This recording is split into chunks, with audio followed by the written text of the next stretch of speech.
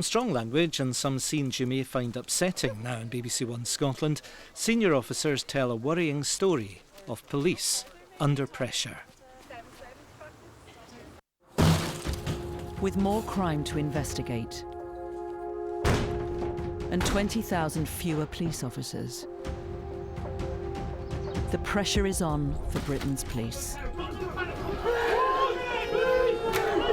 What I don't want to do is alarm the public, but it can feel incredibly stretched and incredibly thin. Panorama has been on the inside with 4 forces Please, what's the emergency? to see the realities on the front lines. Police officers! And we meet the victims of crime who say they are being failed by the police. I don't know if it's anger. I miss justice. I don't feel safe anymore, and I don't have any trust that crime is under control. That's the place my son killed. That place there. After years of police cuts, are more criminals getting away with it? We can't do everything that we used to do before. Something's got to give. There's got to be consequences.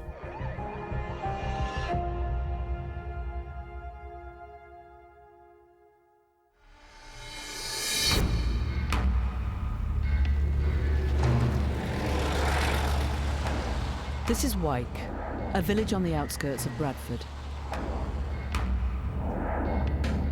A group of youths have been terrorising this corner shop. Eventually, the shopkeeper snaps. I didn't see Red until I saw him kick the window through.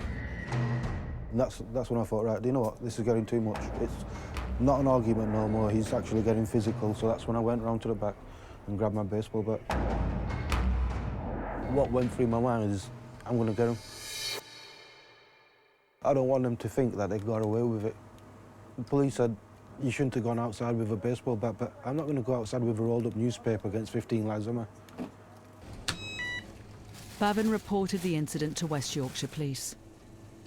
When I got the phone call from the police to tell me that they'd been released the next day with no charge whatsoever, it made my blood boil. Although 3 youths were later cautioned, no one's ever been charged. Bavin says next time he may have to take things into his own hands. I will not hesitate 1 second to start swinging that baseball bat. And if I get a couple of them, do you know what? I'll feel proud. Because I know I've done what I can to stop them from coming in. If there's consequences for me protecting my family, then there's consequences.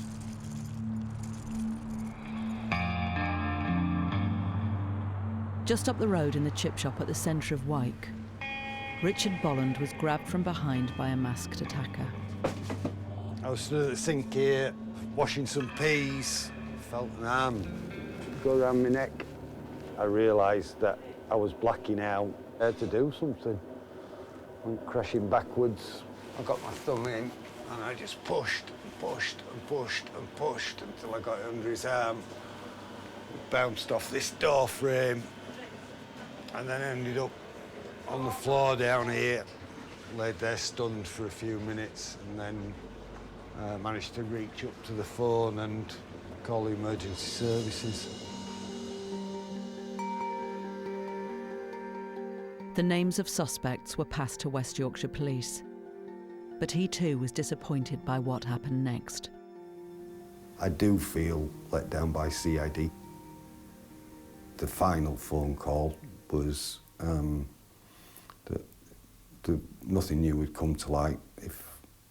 If I could come up with something, then I should let them know, but other than that, it was on the shelf. And it took a couple of days, really, for it to sink in and think, hang on a minute, I'm the victim, not the detective.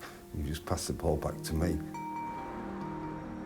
18 months after the attack, police have made no arrests.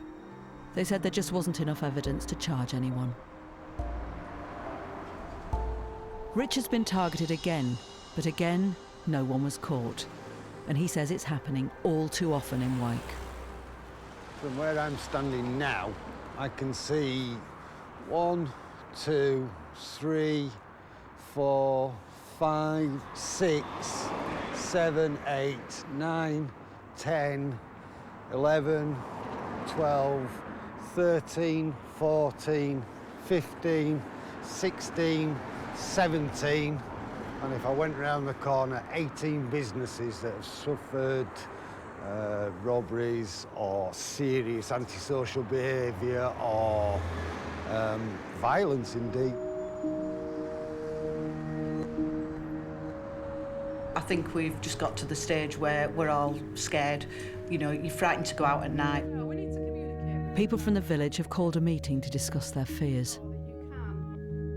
You know, 30 years I've lived here and I've never known anything like this. And it's frightening. It feels like you're living in a ghetto somewhere. Yeah, we're here to try and work with you, and we appreciate, and we're not going to, you know, we're not going to try and sugarcoat this. I will encourage the staff, PCSOs, to come in and have a brew and have a chat with you. Wyke has suffered serious antisocial behaviour, and police say they are trying to be more visible, but it's not always easy. What you've got to understand is, if it's a nuisance use, fine, we'll come out to it. But the problem is sometimes there's more serious jobs going on which take precedence, which I'm sure you understand. You will well know, yeah, we don't have the number of officers that we would like. Yeah, there aren't, like I say, there are only a finite number of officers within West Yorkshire Police and within Bradford. You're fighting a rearguard action, you're undermanned. But how can we send pressure upwards to get more resources into this?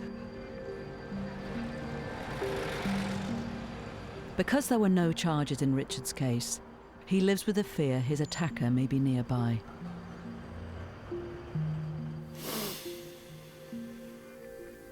I don't know if it's anger. I miss justice. Sadness. Definitely sadness. So that.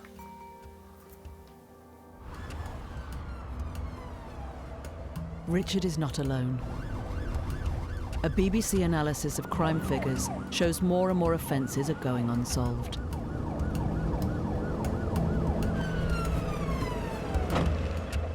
Over the last 3 years, recorded crime in England and Wales has risen by 21%, but criminal charges fell by 11%. In Scotland and Northern Ireland, the number of crimes being solved has dropped slightly. But in England and Wales, 65,000 fewer crimes have ended in a charge. It looks like more criminals are getting away with it.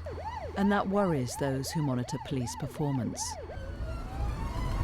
It's no surprise to us that the charge rate is falling, but that is not an acceptable position. Generally, the police are doing a good job and they're trying valiantly hard to make sure that they keep the public safe. But we are seeing in a minority of forces that their service is significantly stretched and there are really significant cracks appearing in the system that nobody wants to see. West Yorkshire Police, how can I help? West Yorkshire Police, what's the emergency? We've been filming inside West Yorkshire Police, covering Leeds, Bradford and a large rural area. It's one of the biggest police forces in the country, with one of the highest crime rates. It can be anything from serious and organised crime and counter-terrorism activity to more rural crime and antisocial behaviour. Understood it, but I believe it's a burglary, is it? West Yorkshire Police, what's the emergency? A gentleman outside my house has been attacked. Gypsies have just broken in onto a site. Right, I'm just checking something. The 999 Emergency Centre receives over 1,100 calls a day. Smashing the house up. How many people were there? About 70. There were 70 people. 2/3 of the calls are not emergencies. I've just spoken to you, sir. You need to stop ringing us on 999. This is a life and death emergencies only. What you're talking about isn't an emergency. But the rest are supposed to get an immediate police response. And I was trying to cross the road and a chap has come along and deliberately tried to run me over. All right. The volume of emergencies has increased rapidly in the last 5 years, at a time when police forces across the country have been squeezed. Well, since 2010, here in West Yorkshire Police, we've had a 35% real term cut. And what that has meant in terms of officers and staff numbers is I have 1,400 less people to be able to respond to the demands. Speed is the key to solving crime. PC's Rowan and Ashley are responding to a break-in at a takeaway in Bradford. The police got in there? No, okay. It's an emergency because the intruders may still be inside.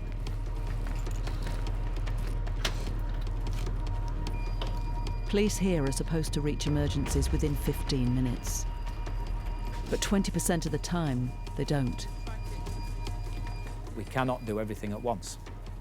And we need to make those quite difficult decisions about this is the highest threat, this is going to cause most harm if we don't address it now, and therefore that's what we're going to do today, and that's what might have to wait until tomorrow. Can you put the lights on for us, please? Thank you. It turns out the intruders have fled. But now the emergency is over, it's all about securing evidence. Police call this the golden hour. The first hour after a crime has been committed. What happens if you press play? Good shout. There we are, crawling through there. It's quite distinctive with the white socks there.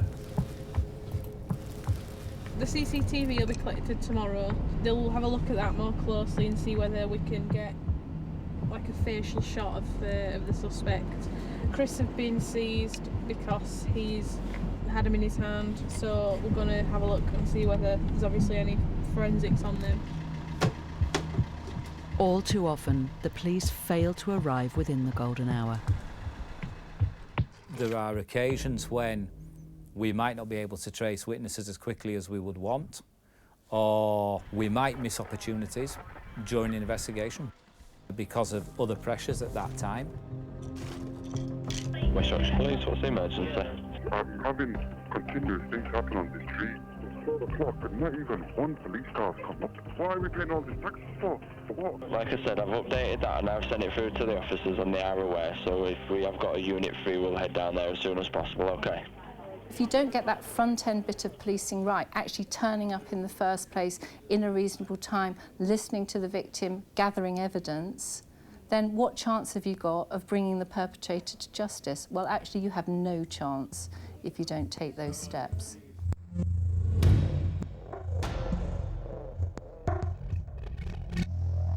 With more emergencies to attend to, Yeah, I've just come home and I've been broken into. and fewer officers, If the drug dealer turns up, that's when you need to ring 999. the strain is felt across the whole force. In Bradford, this emergency team are responding to a tip-off phoned in to 999 about a wanted suspect on the loose. Guys, just hold up there for us a minute. What are you going to hold up for? What? Yeah, males have run off into the field. If you're here, you need to come out! The suspect escapes. Just because of their suspicious nature and the fact that they've run from us as well just heightens our worry about them, really. Just try and track them down and see what's going on. Suspects on the run are a serious public safety issue. But the officers who are supposed to track them down are increasingly pulled onto emergencies instead. For Leeds, the largest police district in West Yorkshire, it's become a real struggle. We're running at somewhere between 270 and 300 wanted people at any one time. Certainly weekly, we do have occasions when we simply don't have any resources who can be deployed in terms of a proactive capability. Not necessarily every day, but it certainly occurs more often at times of peak demand. Come on, guys. Absolutely, this is something that we see across almost all force areas, is that when police are busy, clearly there's a very significant risk to the public presented by failures to track down wanted and outstanding suspects. Well, it feels, if I'm being really frank, very difficult. You know, my officers and staff, I think, do a fantastic job with the resource that we have. But I realise that we are letting some people down. What I don't want to do is alarm the public. But there are occasions where actually it can feel incredibly stretched. Police recorded crime has been rising in the last few years. It is partly a real increase in crime. It is partly because police are recording crime more accurately.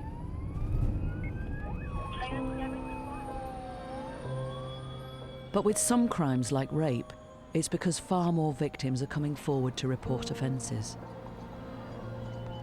In the last 3 years, recorded rapes increased by 41%.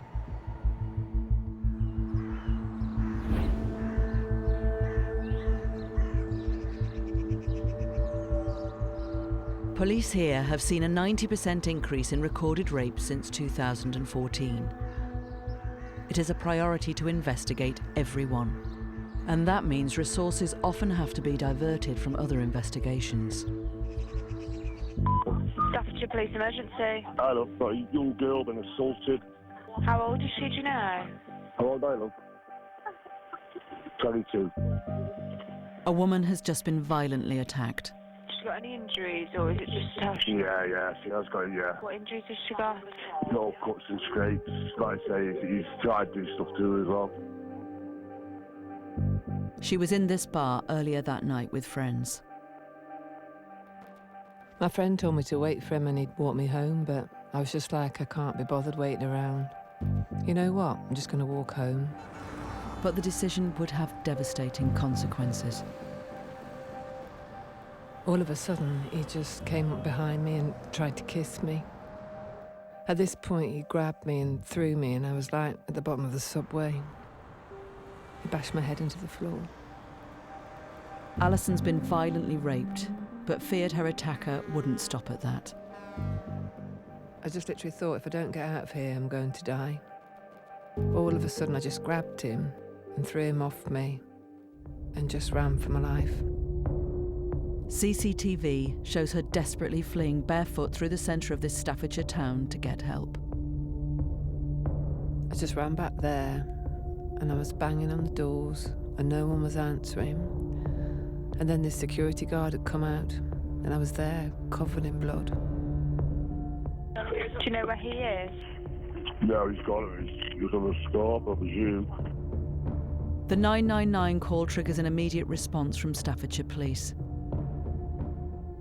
When officers attend, the victim is with paramedics, and then we start to understand the detail of actually what she's saying, where has it taken place, and potentially so we can start having those very, very early conversations around where is the suspect. As the gravity of the situation becomes clear, more police are brought in to help. A rapist is on the loose and must be found.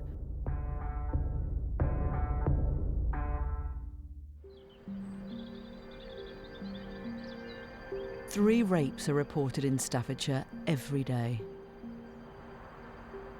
It's a huge demand on the force, which has had its budget reduced by a quarter since 2010. The detective inspector on duty must assess what resources are required for each case. How many people do I need to effectively put on that inquiry in order to get the end result? How many people do I need to work with the victim, the suspect, etc., etc.? Quite often, the mathematics don't work out. When an urgent rape case comes in, detectives can be diverted from their other investigations. Normally deal with serious assaults, frauds, burglaries, things like that. But because there was nobody available who deal with this sort of offence on the day, it falls to somebody who's available. But what if the number of rapes keeps rising? There isn't enough of us to deal with them. This department could just end up dealing with rapes and nothing else. Sadly, those offences that don't carry the same gravitas or risk do get delayed, but it is made with a very heavy heart. Many of these rapes happened years earlier, which can make them even more difficult to investigate. It's absolutely clear that there has been a consequence of the kind of increasing numbers of rape and serious sexual offences, which means that other crimes don't get the attention that I think they would have got previously. Alison has raised the alarm minutes after she was raped. Police are now rushing to the area to locate her attacker. She thinks she knows him. What's the name that's been given? She recognises the male from school some years ago, says his first name. He's about 22. He's known to the police department. What offence have we got? Yeah, it's going to be rape. Okay. Diverting multiple officers to this incident pays off 30 minutes later. All right, I'm not going nowhere. I'll sit here, don't worry. So you're on licence at the moment, sorry? I've fucking just got out of jail, mate. Come Have on, you? I've got 3 kids, fucking hell. I'm a full-time... Because forensic evidence is so crucial in rape cases, other officers concentrate on securing the crime scene. We have, just obviously before the rain destroys what evidence we've got a pair of black shoes. Item number 1, a right shoe. At the moment, you're under arrest for rape. What? You're not saying to me, may I be offensive about mental impressions? No, I know, I've just stood here. Everything you say you may be giving evidence. No, I'll just stood here. He's taken to the police station. They now have 24 hours to connect him to the crime. Okay. Forward. A search of his pockets reveals he has Alison's phone. Nearly all of Zoe's team of detectives are drafted in to follow up all the leads. With just 9 minutes to go to the deadline, the suspect is charged with rape. An investigation of this size obviously has a knock-on effect on every single inquiry that's sitting in everybody's tray. It's 2 seconds, mate. Just shine it up there, mate. Show us where we are. Eventually, presented with the evidence gathered on the night of the offence, he admits it. If we hadn't got forensic evidence or medical evidence to say that a sexual or rape had occurred, I don't believe that he would have pleaded guilty, no. He was sentenced to 13 years in prison for the rape. If he wasn't behind bars, I don't think I'd be sat here today, because I probably couldn't deal with it.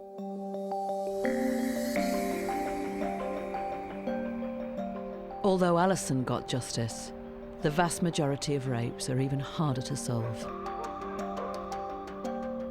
In England and Wales, only 1 in 10 recorded rapes result in a charge.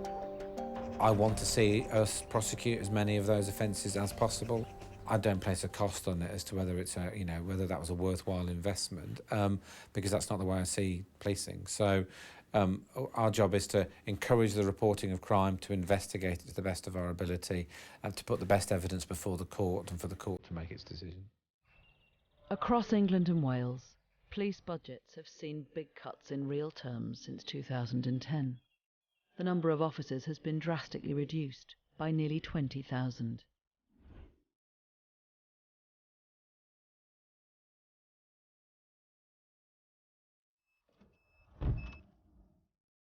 Rob and Al are from Leeds District Crime Team.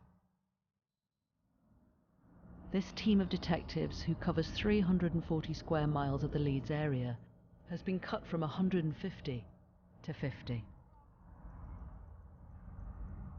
Al is in charge of this dawn arrest operation against suspected burglars. We protected his identity because of his covert work. What we've got this morning is we've got 3 individuals who are wanted by the police. We've identified them as being believed responsible for a number of burglaries. So we're heading to their addresses now to effect their arrest. Police!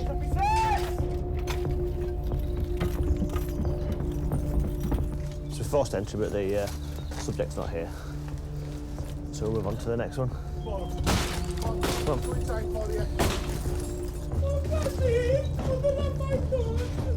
The address has been searched and the male who is in here isn't the male we're looking for. So again, we'll have the door repaired and move on. Good morning, sir. Thank you for opening the door. You're under arrest on suspicion of a burglary occurred on 3rd of March 2018. Hello, it's police. Where is he? In West Yorkshire, domestic burglary has increased by 25% in the past 3 years, but charges are falling. Victims have a high expectation, and in my view, unfortunately with the cutbacks we've had, with the realignment of services and stuff since 2010, don't always meet the victims' expectations. You know, man. You're getting locked up. Yeah. You're under arrest for a burglary, mate. Where?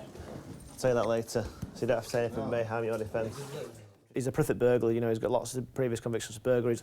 What links me to this then? I can't tell you that, man. Why not? Because you know game, I'm not going to tell you that. The burglar pleaded guilty and was sentenced to 32 months in prison. With fewer officers, the arrest of just one offender stretches resources. You're not just arresting them and, you know, putting them in a vehicle and taking away. You've got quite a comprehensive search to do. When we're only turning 8 officers out, you know, it takes 2 arrests and we're, you know, wiped out completely. We require more detectives specialised in serious acquisitive crime to investigate those offences to the best of our ability. There's absolutely no doubt in my mind that 50 officers dedicated to serious acquisitive crime, it doesn't meet the demands that we face.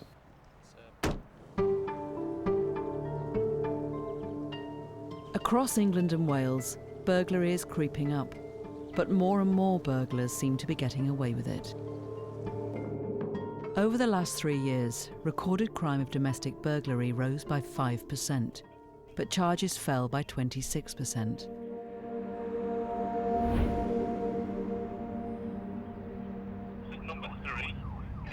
Merseyside has seen one of the biggest drops in burglary charges over the last 3 years.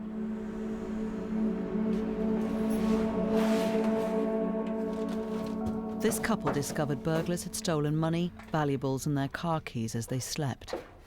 I looked out the window, seen the car was gone, and that's literally when my heart sank. I was like, oh God, something's happened here, someone's been in the house. So I ran upstairs to you. Yeah, and then he shouted, we've been robbed. And I thought, oh, you're joking. Police responded quickly after their 999 call. So at first I thought, right, they're going to do something, and she informed us that the police are going to come round and take forensic samples of any fingerprints they can find. So I felt reassured for that time being. Crime scene officers searched for evidence, but 6 days later, the couple were surprised by the update. I then received a letter to say basically there's nothing more we can do. There was not enough proof of any of the thieves in your house, basically, and that was it.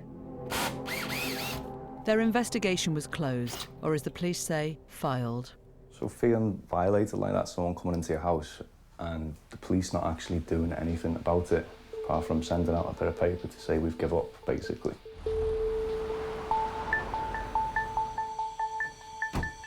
Merseyside police say they are doing more this year to crack down on burglary. There's reports of someone in someone else's garden, all in dark clothing. But since 2010, the force has lost almost a quarter of its budget and 1,000 of its officers. We at this one. So that's a quarter of my police officers that I don't have anymore from a few years ago. Put that alongside a 15% rise in recorded crime last year, alongside nearly a 10% rise in calls coming into policing. He's just been speaking to his friends, apparently, and his friend's the one with the dog. And this pressure on resources means difficult choices. Something's got to give. There's got to be consequences. So we can't do everything that we used to do before as quickly, in some cases as well as we've done it previously, because I only have a finite budget. Any description? And then just females all in black, blackboards and faces.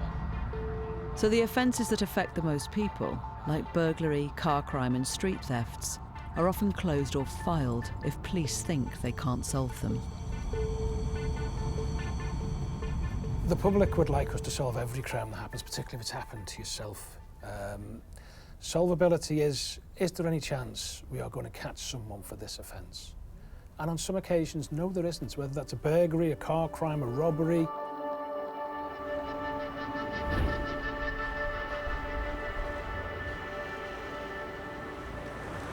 Good morning, FCMU. Morning, I've got a look for you, please. Right, which number is it, please? 338, please. This is one of the country's new telephone investigation teams. Its aim to reduce the number of crimes that require further police involvement.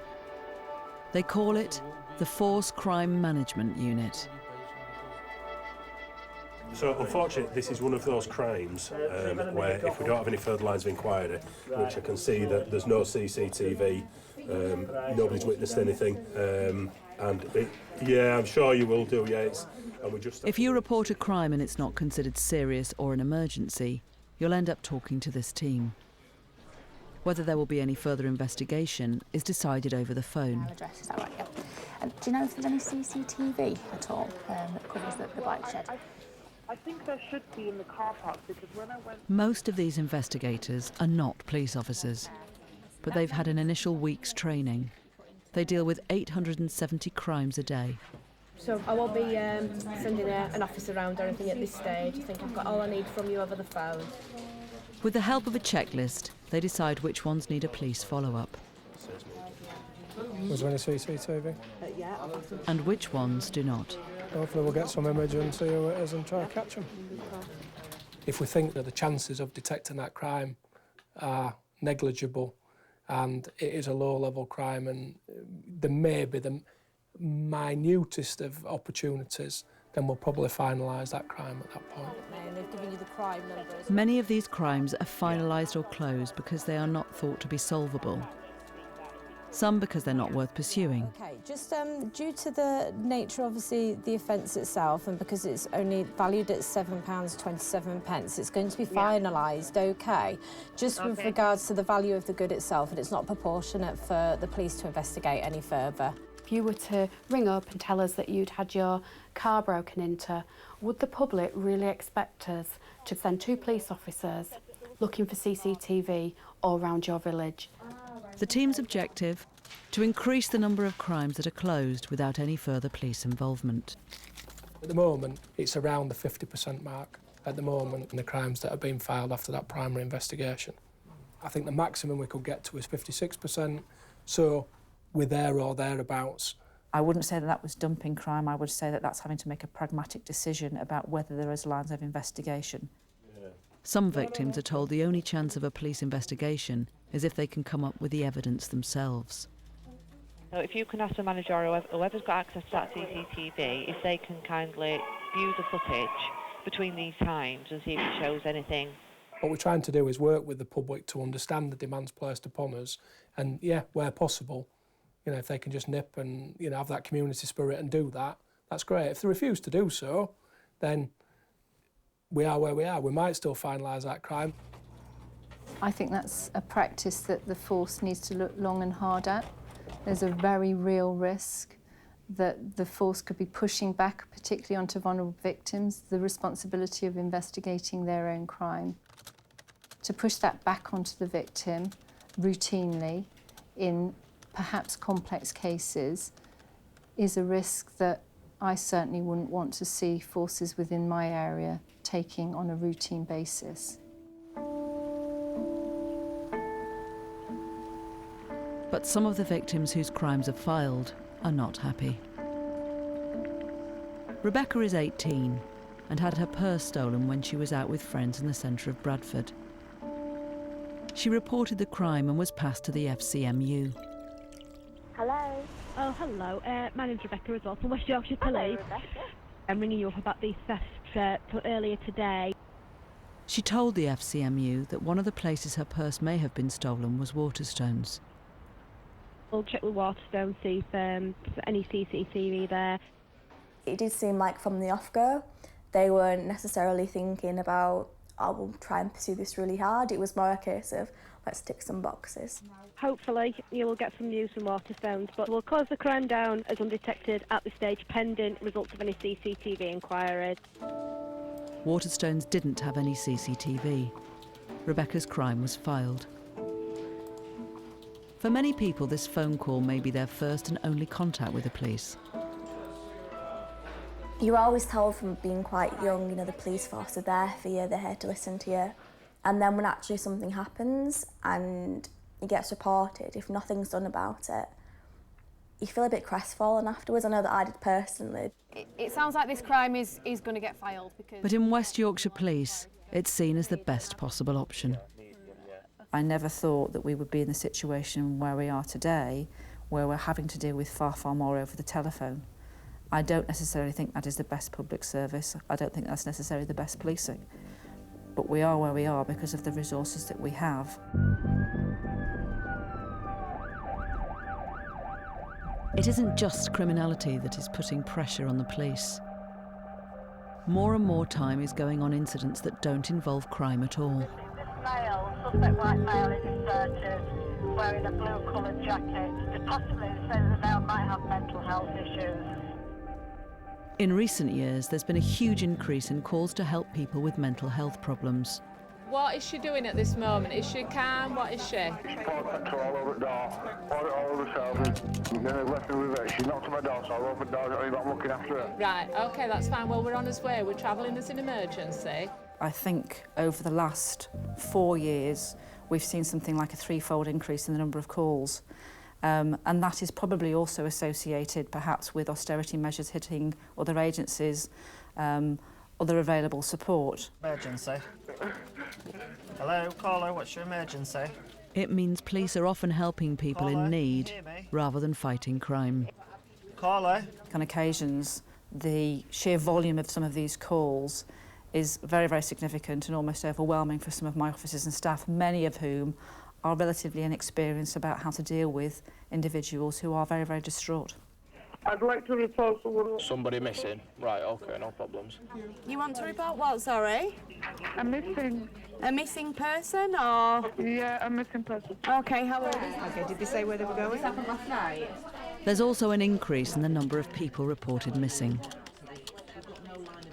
It's a children's home and I'm reporting one of our young people who is missing. Okay, can I take... When there's a risk, the missing person may take their own life. It piles the pressure on the team. PC's Rowan and Ashley are in a race against time to find a man who texted his former partner earlier, saying goodbye. But this does take up quite a lot of time now. We'll no doubt be on this for the rest of the shift. A request for a helicopter to join the search is made. Multiple officers are now involved. The man's phone signal is tracked to this railway line. If that's a car park there, then just seeing if I can see anything over the top. There's a white Clio. Yeah. Let's get in the car, I know where that is. The man's car is found, but there is no sign of him. Fears that he might take his own life are mounting. Hi, it's Ashley. I'm fine. We've found the car, but no sign of him. The man suddenly appears, but it's not what the officers expect. Did you sit in our car for a minute? No, okay. I don't. Look, I just told you. She played mind games with me. I played some mind games with her. That's it. I don't need to fucking speak to you lot. You don't need to grab me. You don't need to fucking surround me. You're a public servant. We spent the whole night looking for you. The man had ignored messages saying the police were looking for him. Okay. I mean, you can do what you like. I didn't Okay. tell you to come around looking for me. You've been aware that we've been looking for you. I don't give a shit what you've been doing. Personally, now I've actually met him and spoken to him, I'm pretty annoyed about the whole situation. We have been out dealing with this now for 4 hours. So all in all, it appears to be a waste of police resources, and all I've heard on our radio all night has been emergencies coming in that we've not been able to assist with because we've been looking for this chap. As pressures rise and resources fall, there are signs that the investigation of serious crimes may be affected.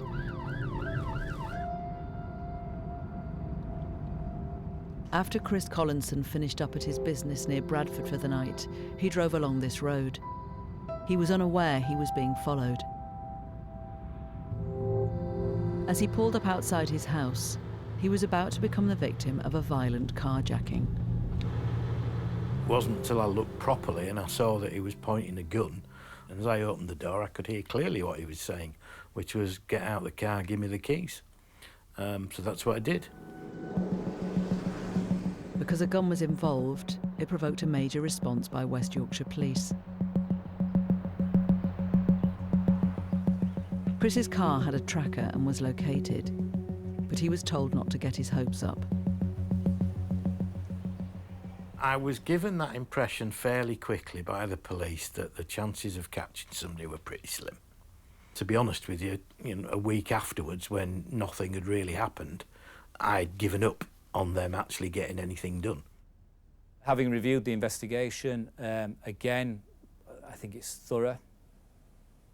There was nothing forensically that could be linked to the vehicle. Nobody was identified for that, and no evidence was available from all the inquiries that were conducted around that incident, which disappoints me greatly in terms of being able to identify an offender. The investigation has been closed with no further police action, unless new information comes to light. I pay and have paid an awful lot of tax in my working life, and I want to see it going towards making my life safer. I don't feel safe anymore, and I don't have any trust that crime is under control. I think it's out of control, and I can't give any better example than I was robbed at gunpoint in my own street outside my front door. The police say one reason they struggle to solve serious crimes is that they don't have enough detectives. I think I need somewhere in the region of about 240 detectives. The fact that I've got 110 and haven't got any other detectives to deploy into those posts means that investigations will be compromised, and we certainly won't be as effective as I think we need to be, particularly around investigating serious crime. There is a national crisis in the shortage of detectives in England and Wales. We simply have not got enough properly trained staff to be able to deal with complex crimes. And is the shortage just a result of budget cuts?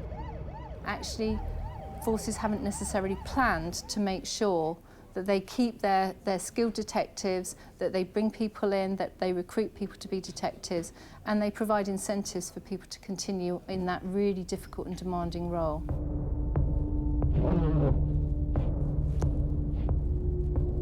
The detective shortage matters to the Leeds District Crime Team. They are facing at least 50 organised crime gangs operating in West Yorkshire. So we heading down there? Is it this one? Believe so. Criminals, by their very nature, always seek to exploit opportunities, and there is no doubt the reduced police presence we've seen over the last 5-7 years is an opportunity for criminals to seek further opportunities to offend. A stolen vehicle parked near an industrial estate has made Alan Robb suspicious a gang is dismantling cars nearby.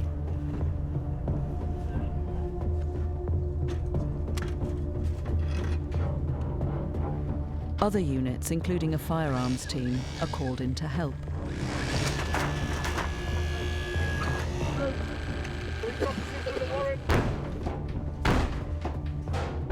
Right, the stud wall will go through. We've got a recip saw. Are we in? Nice job, chops.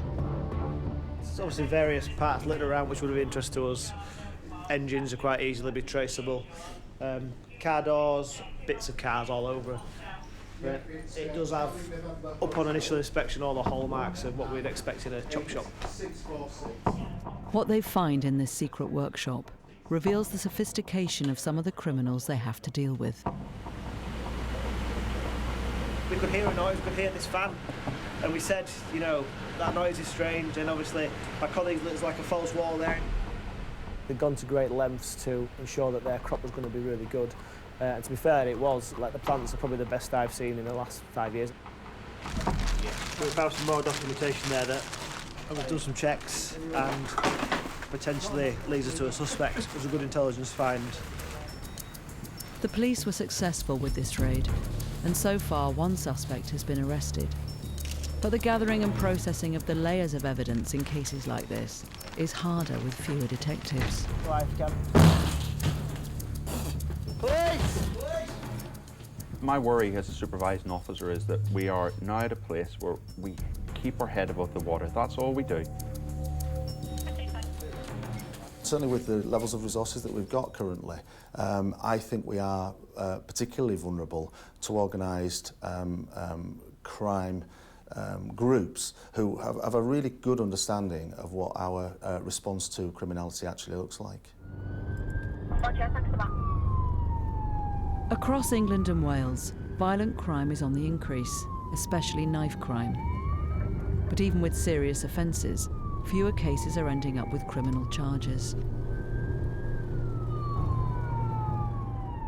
Over the last 3 years, recorded violence with injury offences rose by 25%. Charges fell by 12%.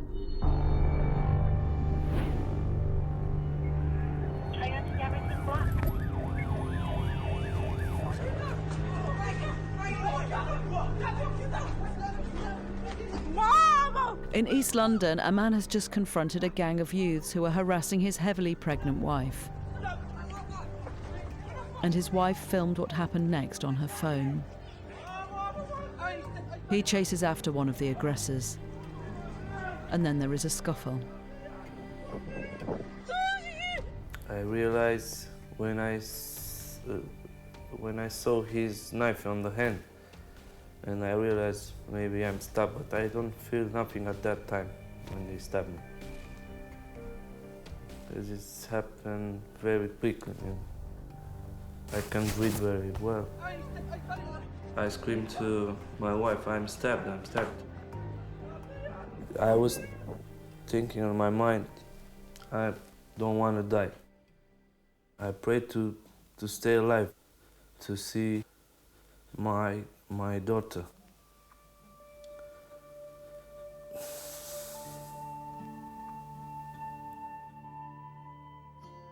Emil was left in a critical condition with 4 stab wounds. His child was born in the same hospital while he was recovering. What I want to do now is to take care of our baby and to stay safe. 3 months later, the investigation has been closed. Nobody has been charged. Seriously, I live in fear. For me, I'm a man, but you can imagine my wife. It's living in fear. It's scared for me and for baby and for her. Yes, really, I'm scared to go outside. I'm scared to go by myself with the baby in the park here or to go to buy something. This is not life. Anytime when you go outside to be scared. You can walk on the street in London and someone can attack you all anytime. There has been a surge of violence in London this year. Over 60 people have been killed, the majority of them with knives. Car 1, receiving control. R5 ETA, approximately 5 minutes, on it. This raid is part of Operation Sceptre, the Metropolitan Police's response to knife crime. We've got 7 cars en route. It takes a lot of manpower.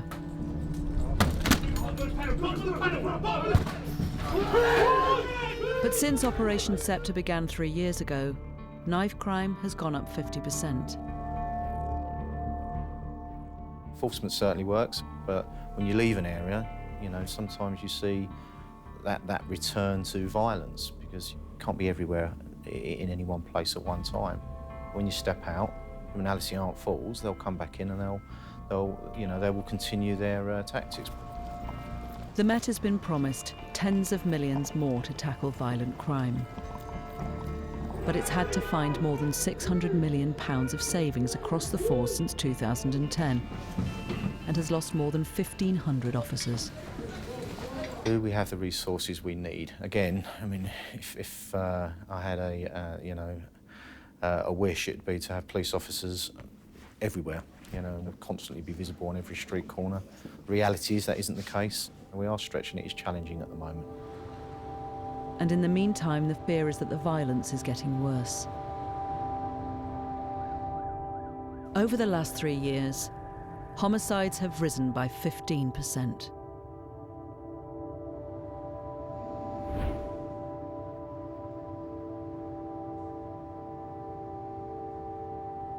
In Liverpool, some people think that more criminals are getting away with murder. Out here with the family. You know, madness. My chest. This is Yusuf Sonko.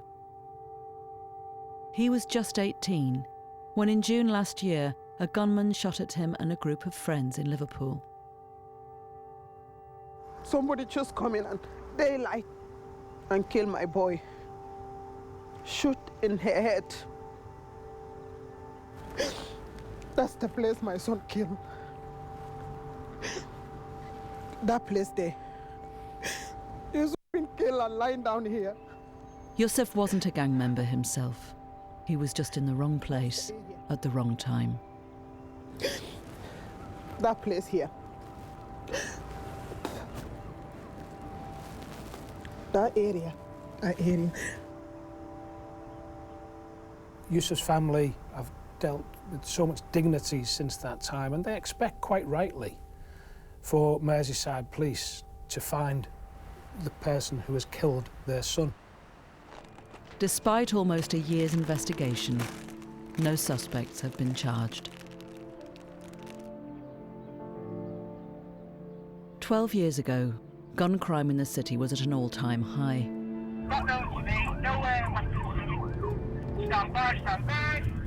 The police launched a new operation to tackle the gangs, and gun crime fell sharply. But it's creeping up again. In the past 18 months, there have been 5 gun killings here. None of them have resulted in prosecutions. Quite simply, I don't have as many people working on targeting those involved in these gangs as I had before. I don't have the ability to put out as much surveillance. Permission not given. Cease the pursuit, please. I don't have the ability to put uniform officers out to stop searching those involved in these gangs. By not having the resource to do that means that they feel themselves more free to commit criminality, to carry the weapons they might not carry otherwise, and that makes, obviously, the communities less safe. If you cut police, you're saying to a community, your safety doesn't matter. We can't afford to keep you safe. We need to make cuts, so we'll invest our money somewhere more important. That is how it feels, as though we don't matter. It needs to be addressed so that everybody feels equally safe within a so-called inclusive society. Yusuf's brother and friends live with the fear of guns on their streets. There's no such thing as safe now. It's just, you can turn one corner one day and it could be a last minute. It's where we live now, innit? You just gotta accept it. It's just really like, it could happen to any one of us, really. That's the way I think of it, like.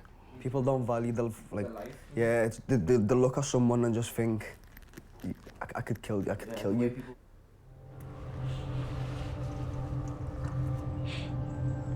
This is my boy.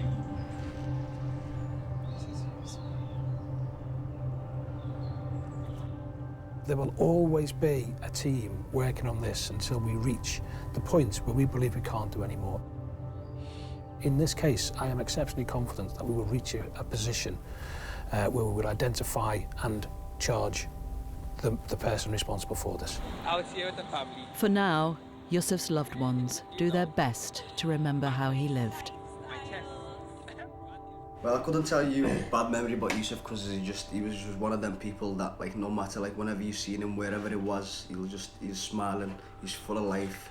He loved making people laugh, he loved jumping around, So many things. So many things. That's my boy lying down there. That's my boy lying down there. That's my boy lying down there. That's my boy lying down there.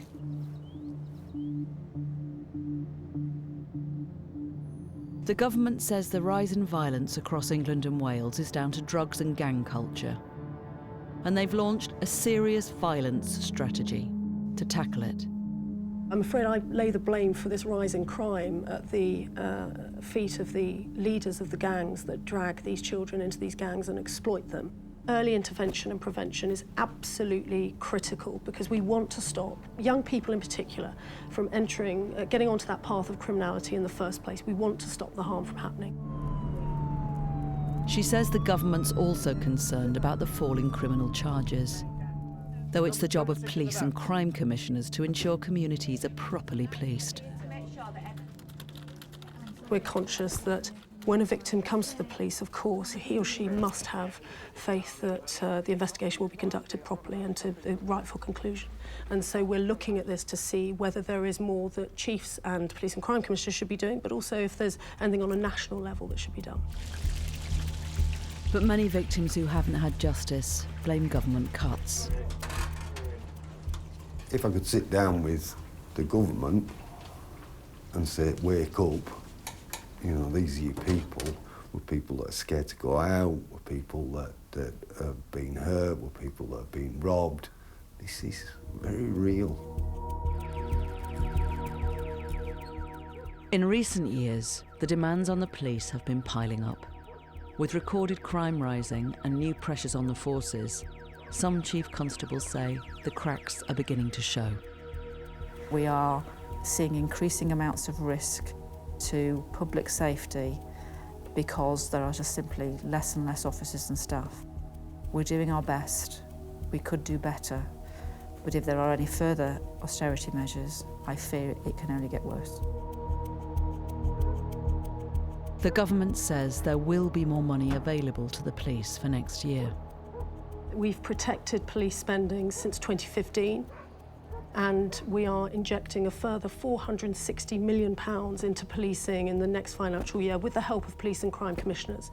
But we knew in 2010, sadly, after the global financial crisis, that we had to make some very tough decisions, and the police and other parts of the public sector had to bear those tough decisions. Meanwhile, many victims feel the police have been left unable to protect them.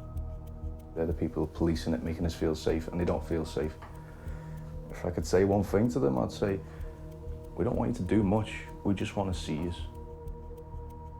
I'm paying my taxes. The police are there to protect and serve, and if they can't protect and serve, then what is the point?